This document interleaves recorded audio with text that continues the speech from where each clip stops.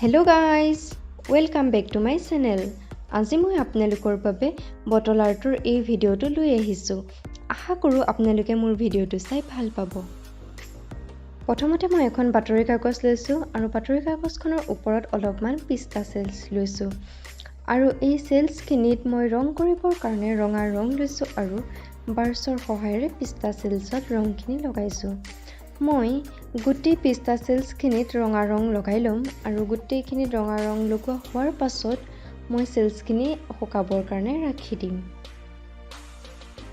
ইয়াৰ পাছত মই এটা ওয়াইনৰ বটল ভালদৰে ধুই লৈছো আৰু বটলটোত ৰং কৰিবৰ কাৰণে মই হালধীয়া ৰং লৈছো। আৰু এই হালধীয়া ৰংখিনি বটলত লগাবৰ কাৰণে মই এই বাৰ্চডাল ব্যৱহাৰ কৰিম। আৰু এতিয়া মই বটলটোত ৰংখিনি ভালদৰে লগাই লম আৰু ৰং লগোৱা হোৱাৰ পাছত মই বটলটো অলপ টাইমৰ কাৰণে শুকাবৰ ৰাখি দিম। ৰং লগোৱাৰ পাছত বটলটো এনে ধৰণৰ দেখা গৈছে। এতিয়া অকণমান আটা লৈছো আৰু আটাখিনিৰ পৰা ভিডিঅ'ত দেখুওৱাৰ ধৰণেৰে সৰু বল বনাইছো।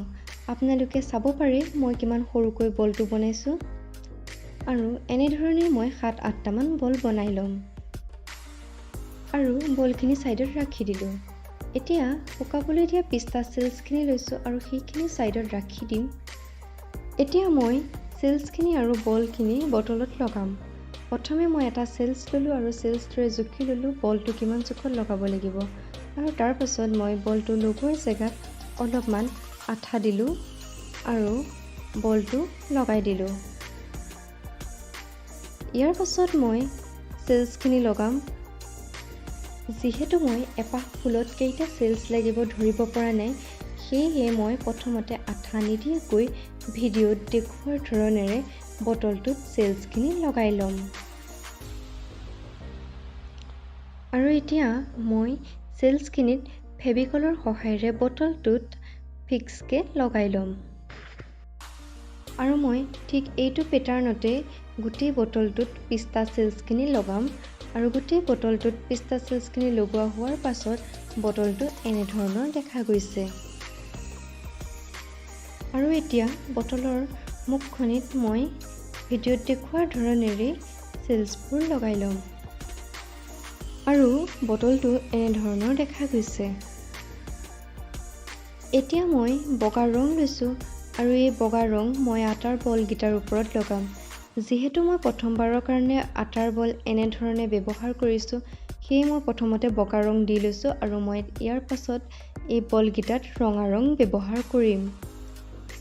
আৰু এতিয়া মই পিস্তা সেলসখিনিৰ ওপৰত ভিডিঅ'ত দেখুওৱাৰ ধৰণেৰে বগা ৰং লগাইছো আৰু মই গোটেই বটলটোত লগোৱা সেলসখিনিৰ ওপৰতেই মই এনে ধৰণেৰে বগা ৰং লগাই লম।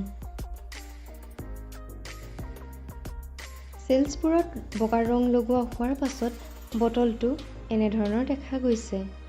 এতিয়া মই ৰঙা ৰং লৈছো আৰু ৰঙা ৰংটো গোটেই বটলৰ আটাৰ বলখিনিত লগাই দিম। চাওক গাইজ, মোৰ বটলটো কমপ্লিট হৈ গ'ল। আৰু আপোনালোকে কমেন্ট কৰি জনাবচোন কেনেকুৱা হৈছে। যদি আপোনালোকে মোৰ ভিডিঅ'টো চাই ভাল পালে তেনেহ'লে লাইক কৰিব, শ্বেয়াৰ কৰিব আৰু মোৰ চেনেলটো ছাবস্ক্ৰাইব কৰি দিব।